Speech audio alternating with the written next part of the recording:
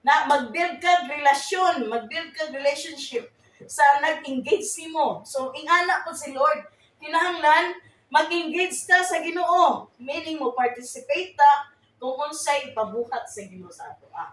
Likewise, kung mukanta ta, mag-participate ta. Kung naay pag-ampo, muampo ta. O kung naay ministry, mumubanta. So involved.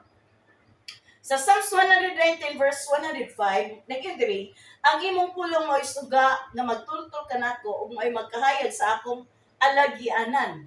So, meaning sa atong pag-engage sa Ginoo nanginahanglan pulong sa Ginoo. Amen. Kay ang pulong sa Ginoo mo mo direct nato padulong kang Lord. Kay Jesus is the way, the truth and the life. Yung pa sa John 14 sa ayo. Tungod kay kahayag ang pulong sa Ginoo. Kung doon na nagani kahayag, makita gyud niya ang dili ang mga hugaw. Meaning makita sa Ginoo ang mga hugaw sa atong kinabuhi. So kinahanglan nga kana mga hugaw kuhaon gyud na.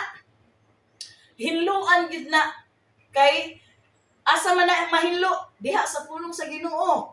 So mag-engage ta sa Ginoo pinaagi sa pulong nga atong suga ug makita nato kung unsay mali. Kung naang pulong sa Ginoo